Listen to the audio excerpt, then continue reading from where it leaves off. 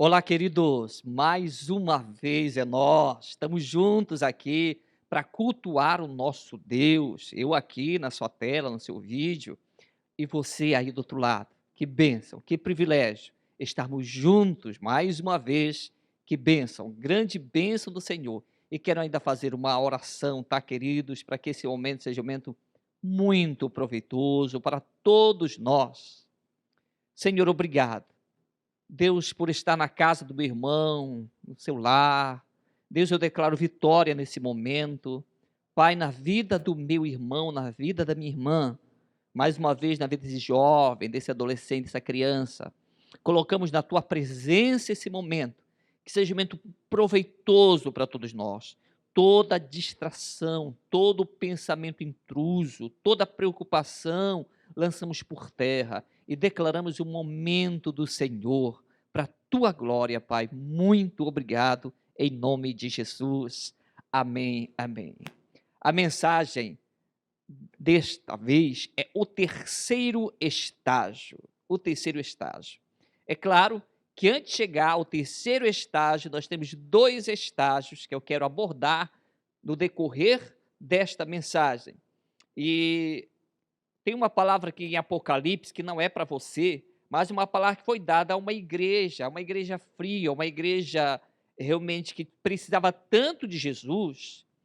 E o João, é claro, sendo dirigido por Deus, ele escreve Apocalipse capítulo 3, versículo 16, que fala o seguinte: assim, porque és morno, nem és quente, nem frio, estou a ponto de vomitar-te da minha boca. Que palavra dura que foi dada à igreja de Laodiceia, uma igreja realmente que não estava vivendo os princípios espirituais, uma igreja realmente fria espiritualmente.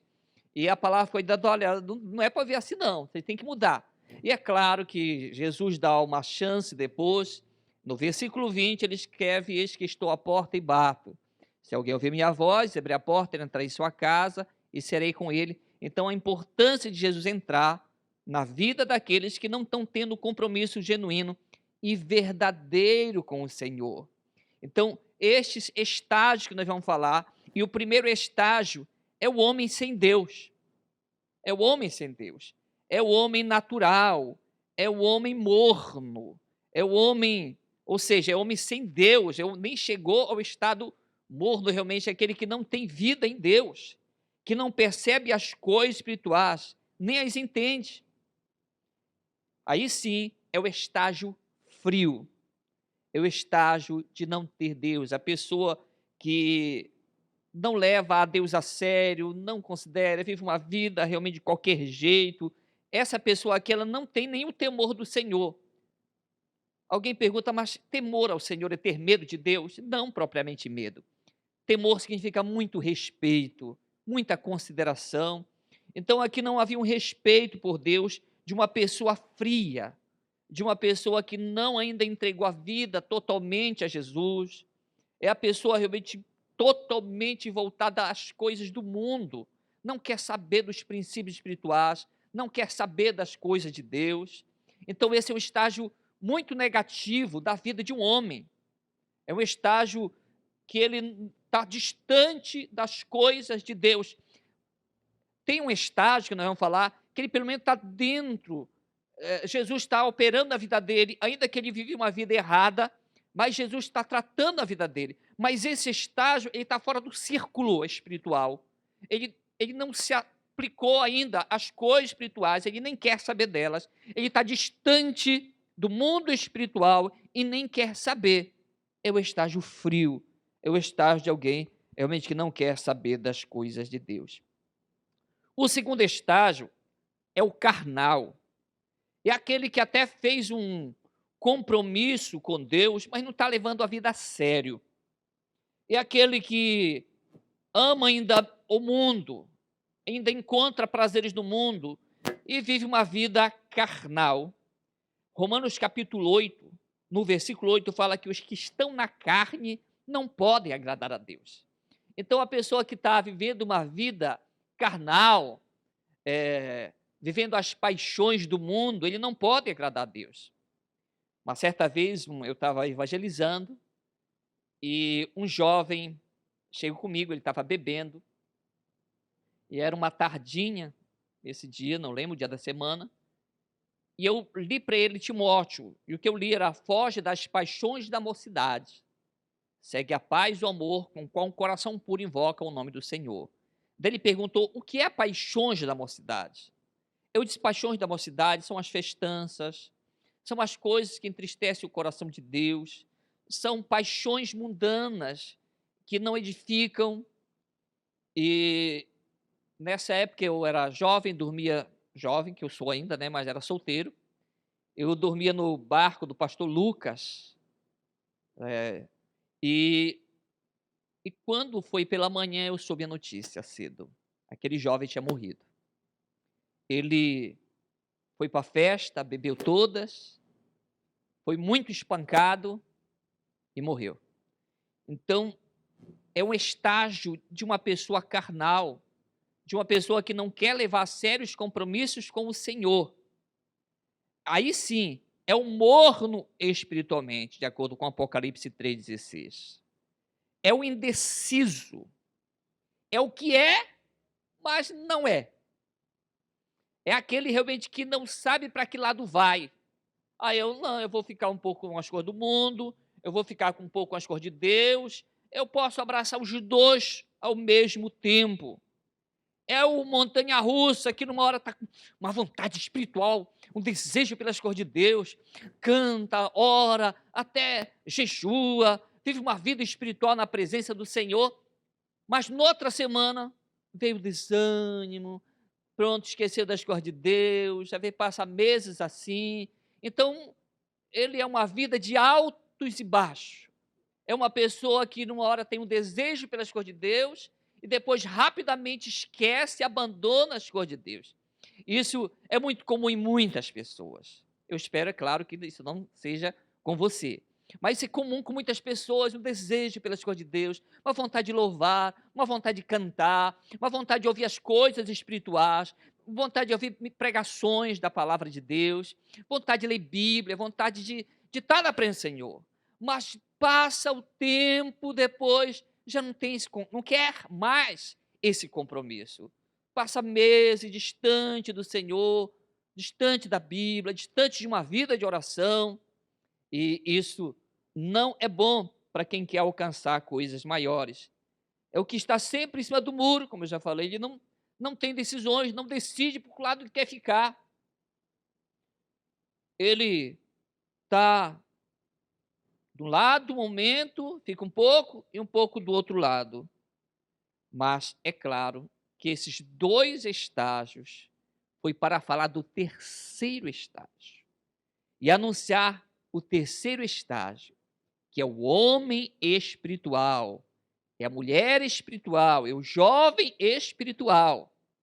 E por falar em jovem espiritual, é tão bom ver jovens e adolescentes na presença do Senhor. Jovem, adolescente, é para você isso daqui. Tire tempo na presença do Senhor. Isso não é só para os adultos, não. É para você, adolescente. O Samuel, ainda adolescente, voltava para a presença do Senhor.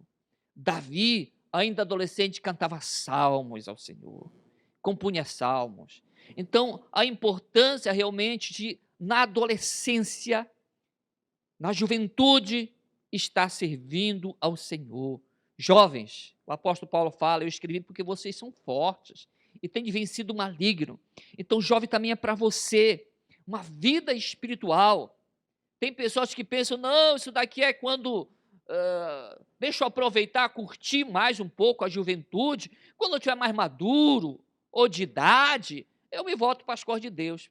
É um erro grave, porque o jovem e o adolescente, ele pode aproveitar a vida espiritual, a força física que ele tem para louvar o Senhor, para engrandecer, para trabalhar, para se envolver nas coisas de Deus. Isso é muito importante, meu querido jovem, meu querido adolescente, para você. Leia a tua Bíblia, ora, tira tempo na presença do Senhor, assista filme, sim, que é muito bom, eu gosto também, mas assista ministrações. Tem muitas pessoas que ministram para os jovens, tem muitos jovens que alguns vídeos de YouTube, no YouTube de jovens, cheio da presença de Deus, e você vai gostar de certeza. Mas então, queridos, é o terceiro estágio, o homem espiritual. Quem é o homem espiritual? É aquele que é crucificado. Gálatas capítulo 2, versículo 19, fala o seguinte: já estou crucificado em Cristo. Olha só o que o apóstolo Paulo fala aos Gálatas, a carta aos Gálatas. Já estou crucificado. Quando o apóstolo Paulo diz: já estou crucificado, está dizendo: olha, eu estou morto em Jesus. O versículo 20 fala: logo, já não sou eu que vive. O apóstolo quer dizer: olha, não é mais a minha natureza que vive. Já não sou eu, a minha vontade que tem que governar, não. Mas Cristo vive em mim. Uau, que palavra. O apóstolo Paulo dizendo: não sou eu, não é mais eu mais que vivo, não. Eu morri. É por isso que às vezes eu acho que o apóstolo Paulo, para alguns, parece meio maluco. Ele está dizendo: eu morri, mas como que morreu que está vivo? Ele está dizendo a sua natureza, as suas decisões carnais, ele está dizendo que morreram. Porque foi crucificado, entendeu? Eu estou crucificado em Cristo. Logo, já não sou eu quem vive, mas Cristo vive em mim. E esse viver que agora tenho na carne, vivo pela fé no Filho de Deus que me amou e se entregou a si mesmo por mim. Então não sou eu quem vivo, não é mais a minha natureza, as minhas decisões que devem governar. Então é muito importante nós entendermos que não é mais, eu acho isso, eu creio que é assim, se eu creio que se é de acordo com a vontade de Deus, então eu tenho que agir. Se o meu agir é só porque eu acho que é, e esse achar não tem base na Bíblia, e se eu sou um homem espiritual, então eu tenho que basear na palavra, porque não é mais a minha vontade que tem que prevalecer, mas a minha vontade tem que se adequar ao molde da vontade de Deus. Aí sim, eu posso dizer: já não sou eu quem vive, mas Cristo vive em mim. Porque não é o eu que tem que governar. Eu decido, eu faço, eu quero, eu mando. Se esse meu querer não estiver de acordo com o querer de Deus, o que eu tenho que fazer? Senhor, eu quero ser essa pessoa espiritual e quero que o meu querer, o meu desejo seja fazer a tua vontade. Aí sim, se o meu desejo, se o meu querer é fazer a vontade do Senhor, uau! Aí eu posso dizer: já não sou eu que vivo, estou crucificado em Cristo. É muito fácil, meu querido, minha querida, se nós falarmos: estou crucificado. Mas se o falar é uma coisa, o viver é uma outra coisa. Eu tiro por mim mesmo. É muito fácil falar, é na hora da prática que é o negócio. É praticar o viver em Cristo, é o praticar, eu sou uma nova criatura, é o praticar, as coisas velhas já passaram, tudo se fez novas, é o praticar, mas isso precisamos ter no terceiro estágio. Preciso entrar neste terceiro degrau, é o terceiro estágio do homem espiritual. Romanos capítulo 6, versículo 6, sabendo isto, que foi crucificado com ele o nosso velho homem, para que o corpo do pecado seja destruído, e não sirvamos o pecado como escravos. Foi crucificado com ele o nosso velho homem. Conta-se que um jovenzinho queria ir para a igreja, e os pais dele: meu filho, leva teu avô. Daí levou o vozinho dele. Daí quando chegou na igreja, o pregador estava falando sobre, né, a importância de ser uma nova pessoa, de deixar as coisas antigas. E o jovem, muito alegre, muito feliz, ele volta para a casa dele, já era meia-noite, mas sem o avô, o vovozinho dele. Daí os pais dele: meu filho, cadê teu vô? Ele disse: papai, o pastor pregou que a gente tinha que deixar o velho homem, e por isso que eu não sei onde é que ele está. Então, querido, não é esse velho homem, tá, que é para deixar. Jovem, não vai deixar teu avô por aí, abandonar teu pai, tua mãe. Não, é a velha natureza pecaminosa. É as paixões antigas, os erros antigos, temos que abandonar. Agora, quando fala de velhos costumes, tem novos costumes, ou seja, uma nova natureza boa que tem que habitar em nossas vidas. E não é para nós servir mais ao pecado como escravo. O que é um escravo? O escravo ele não tem decisão.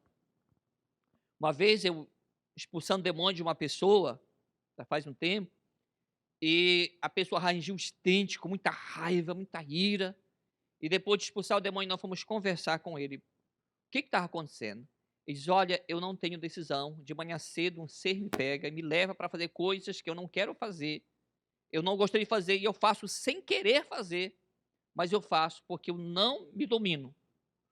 Esse ser é mais forte que eu. Ou seja, é alguém que é escravo do pecado. O escravo, ele não tem decisão própria. Quem manda é o seu senhor. E o senhor desse escravo é o pecado. A Bíblia fala que não é para nós servirmos ao pecado como escravo. O pecado, meu querido, ele tem que ser um acidente na nossa vida. Meu Deus, errei. Senhor, me perdoa. Não era me ter feito isso, mas já falhei. E o arrependimento vem logo em seguida. Então não é uma prática, um costume sempre diário, uma vida pecaminosa. Mas o pecado, ele deve ser um acidente. Tem alguns que contam que existe o padeiro. Por exemplo, a minha esposa faz pão, mas nós não somos padeiro em casa. Então, o que faz pão é uma coisa, mas o padeiro que faz pão é o costume, é a prática, ele sabe fazer. É igualmente quem peca por acidente, pecou, aconteceu, se humilha, pede perdão, busca conselho de alguém, mas alguém que vive na prática do pecado constante, esse é escravo do pecado. Então não é um homem espiritual, não é para viver escravo do pecado. É o homem interior, o nosso homem interior tem que mandar. Homem que se renova, Romanos capítulo 12, versículo 2, não vos conformeis com este século. Ou seja, não é para nós nos conformar com o molde do mundo, com o modelo. Não é para mim encaixar, eu estou vendo um modelo de pessoa, de ser, de conversa. Eu vou me adequar àquele modelo do mundo. Não, não é para me conformar, entrar na forma dos costumes errados. Mas é para transformar, a Bíblia fala, pela renovação da mente. É o homem espiritual que consegue fazer isso. É o homem em Deus que consegue renovação espiritual. Mas o homem natural não, ele se adequa àquilo que ensina. Por exemplo, muita gente se adequa a um ator, a uma atriz, a beleza que o mundo diz que é beleza, aos costumes que o mundo diz que é o costume. Por exemplo, filmes de pornografia mostram coisas erradas, então as pessoas acham que aquele é o costume, se adequa àquele molde, àquele modelo. O nosso molde, o nosso modelo, ele tem que ser com bases espirituais. Ninguém vai ficar alienado das coisas que estão mudando, das tecnologias. É claro, nós temos que estar em evidência, nós temos que estar sabendo disso. Mas eu me adequar às coisas mundanas, pecaminosas, não é isso que eu tenho que fazer. Eu tenho que procurar aprender, saber, procurar me informar das coisas, mas não me adequar a costumes, a regras pecaminosas que as pessoas dizem: é assim que é o correto. Não, não é isso. Eu, como homem espiritual, você, como uma pessoa espiritual, não deve fazer isso. Eu também considero o homem espiritual como quente, de acordo com o Apocalipse, né? Que não é para ser nem morno, nem frio. Claro que do que ficar em cima do muro, é melhor que a pessoa esteja até distante, mas é importante a pessoa ser quente espiritualmente. Se alguém que está na presença do Senhor, o quente é aquele que é o decidido, é o que sabe o que quer. O homem espiritual, ele é decidido. Ele sabe o que quer. Ele não vai desistir. Aconteceu alguma situação, vai desistir. Não. O homem espiritual, eu estou me referindo, meu querido, ao homem espiritual, que é o nosso alvo. É o terceiro estágio que todos têm que almejar. Esse homem espiritual que não vai desistir das coisas de Deus, daquilo que ele foi chamado a fazer por bobagem, por coisinhas, por picuinhas, como alguns comentam. Não, é o homem espiritual, é o homem que não desiste com facilidade. Hebreus capítulo 10, no versículo 39, fala: nós, porém, não somos dos que retrocedem para a perdição, somos, entretanto, da fé para a conservação da alma. Mais uma vez, eu acredito que foi Paulo que escreveu Hebreus, é claro, a teologia não fala isso, é um acreditar meu, mas é, não somos daqueles que recuam, que desistem para a perdição, ou seja, que voltam à prática do pecado, não. Nós não somos desses. A Bíblia fala que nós somos da fé, daqueles que avançam, daqueles que progridem no mundo espiritual, daqueles que não se deixam levar pelas coisas do mundo. Segundo o pernambucano, é o crente arretado, é aquele que é arrojado, é que não desiste, que vai conseguir os sonhos que ele acredita que é de Deus. Ele realmente avança, vai em frente, ele não desiste. É o que vê e analisa um todo diferente dos demais. Ele analisa tudo diferente dos demais. Ele não vê as coisas como os outros veem. Ele consegue enxergar em um todo o mundo espiritual. Nas circunstâncias que lhe rodeiam, ele consegue ver o mundo espiritual. Nas coisas que lhe acontecem, ele consegue ver o mundo espiritual. O carnal, ele não é assim. O homem sem Deus, tudo que lhe acontece, ele leva para o outro lado. Ele analisa de uma outra ótica. Ele analisa de uma forma natural. O homem espiritual, ele analisa tudo com uma ótica espiritual. Porque ele crê que tudo coopera para o bem dele, de acordo com Romanos 8, 28. Então, por isso que ele analisa as coisas que lhe rodeiam, as coisas que lhe sobrevêm, de uma ótica espiritual. E é isso que eu quero na minha vida, e é isso, meu querido, minha querida, que eu quero também na tua vida. Você vem analisar o todo que te acontece, as circunstâncias que te rodeiam, as pessoas que falam com você, as coisas que dão errado na tua vida. Se você é uma pessoa que busca as coisas espirituais, vamos analisar as coisas de uma ótica espiritual. É o que está com o olho no peixe e o outro no gato. Vou explicar isso para vocês. Eu gostava muito de ver, quando era criança, a minha mãe cuidar, tratar o peixe. E não era pia, era giral. Era algo feito de madeira, né? Abria na cozinha, igual uma janela, e tinha o giral. E observava a minha mãe cuidar do peixe, tudo, aquele trabalho que ela tinha. Eu achava tão lindo, né? Observava a mãe, ficar ajudando e tudo. Mas no telhado tinha gato. Nós tinha gato também. E gato gosta muito de peixe. Então, quando fala essa expressão, as pessoas usam um olho no peixe, o outro no gato, eu lembro que a gente não podia deixar o peixe sozinho lá no giral, porque o gato pegava, e várias vezes o gato chegou a pegar peixe lá. Então, tem que estar com o olho no peixe, o outro no gato, tem que vigiar. Então, é o que ora e vigia. A pessoa espiritual, ele não só ora, ele é vigilante, ele analisa, ele percebe as coisas. Tem que vigiar, tem que ver quando vem uma situação difícil, ele ora, mas quando ele percebe a situação difícil, ele tenta controlar e contornar a situação. Orai e vigiai, a Bíblia fala, para que não entreis em tentação, o próprio Jesus falou.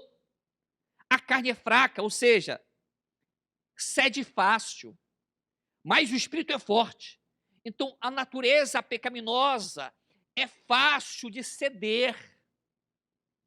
Principalmente se a pessoa não tem uma vida de oração e na palavra. Então, é mais propenso ao erro, à falha, ao pecado.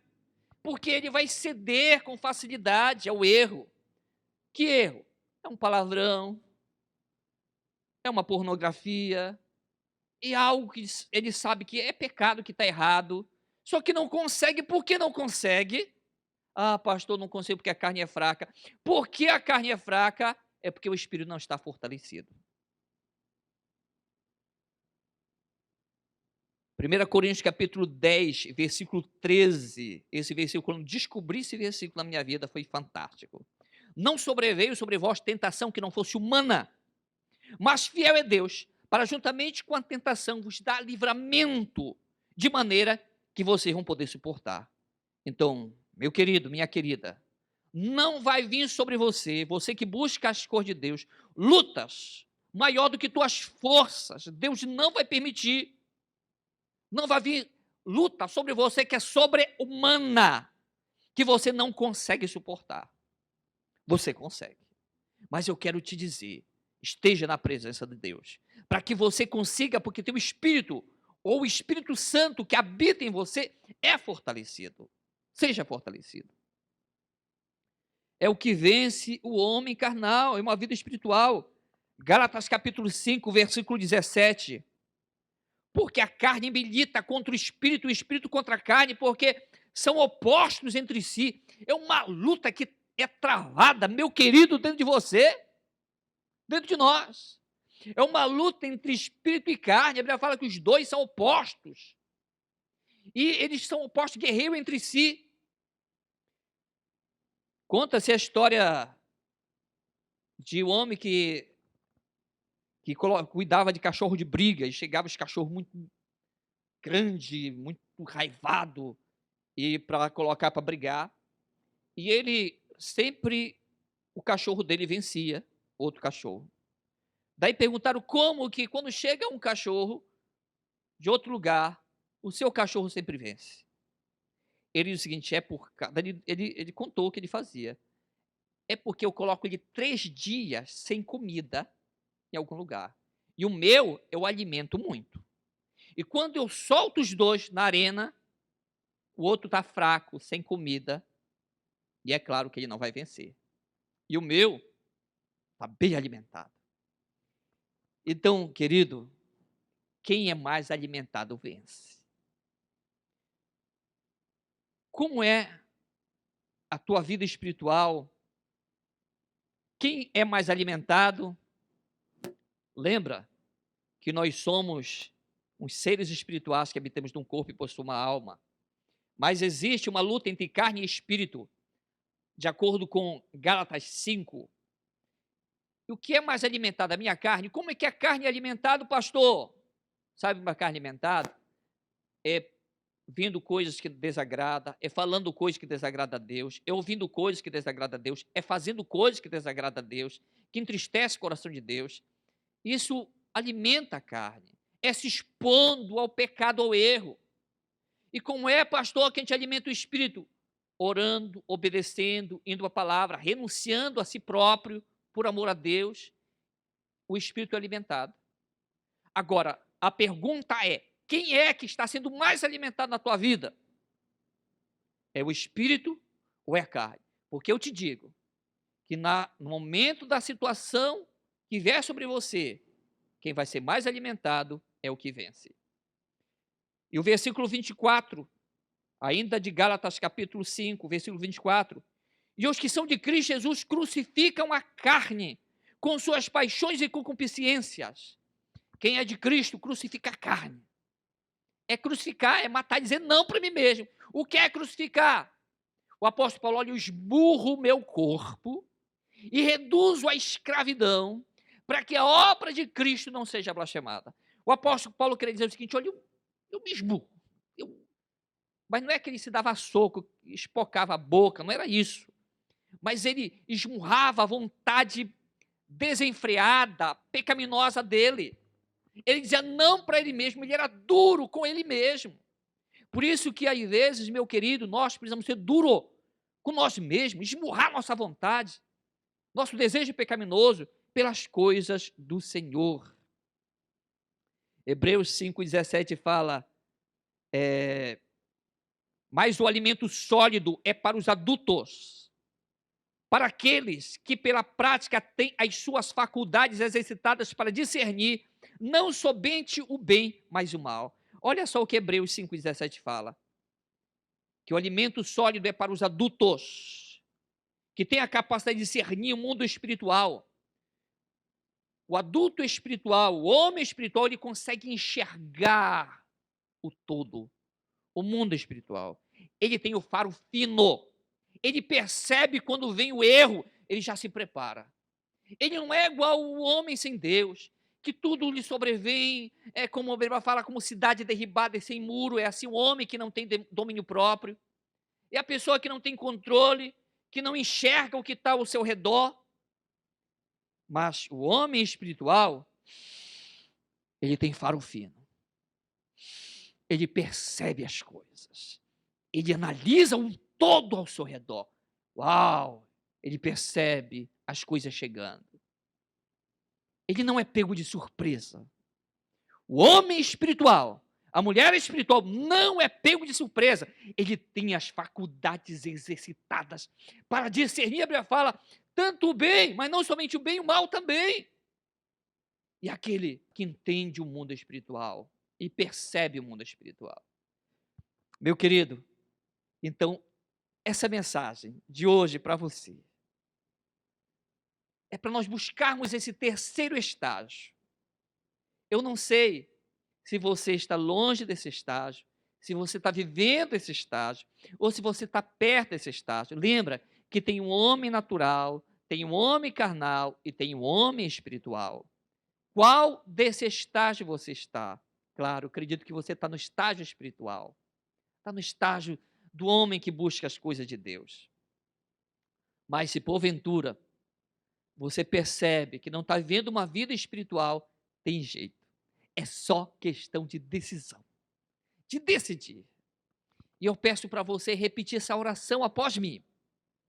Diga assim: Senhor Jesus, perdoa os meus pecados e me ajuda a ser esse homem espiritual. Senhor, entra no meu coração e faz de mim aquilo que o Senhor quer que eu seja.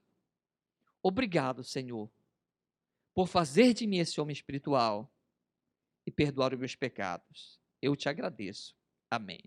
Nós vamos ter aqui no nosso site, você pode entrar em contato para que alguém vai te dar uma palavra muito legal, telefone e tudo mais. E queridos, todos vocês que estão na sua casa, falo com todos vocês, que bênção estar com você, que privilégio poder estar na tua casa, estar presente com você nesse momento, que bênção. E também eu quero dizer para você, vamos buscar uma vida espiritual na presença do Senhor. Aleluia, que bênção. Mas esse domingo, dia 10, é comemorado o Dia das Mães. Parabéns, mamãe. Parabéns a todas as mães. Que bom que relembrei da minha mãe na mensagem. E quero declarar todas as mães queridas, você que está na sua casa, você que é uma guerreira do Senhor, parabéns pelo seu dia. Deus te abençoe sempre, em nome de Jesus. Filho, marido, dá um abraço aí nessa mulher tão preciosa. Aproveita agora, vai lá, se abraça. Uau, que bênção, que bênção. Agora quero orar abençoando todas as mães e a você também que tem assistido essa palavra poderosa. Pai, no nome de Jesus, muito obrigado. Declaro vitória em todas as mães. Você, mãe querida, declaro bênção do Senhor sobre tua vida. Declaro também, em nome de Jesus, sobre cada irmão, cada irmã, cada jovem, cada adolescente, cada criança, cada senhor, cada senhora. O amor infinito do nosso Deus, realmente a graça do nosso Senhor Jesus e a comunhão preciosa com o precioso Espírito Santo esteja na tua vida, meu querido, minha querida. Que Deus te abençoe, em nome de Jesus. Aleluia!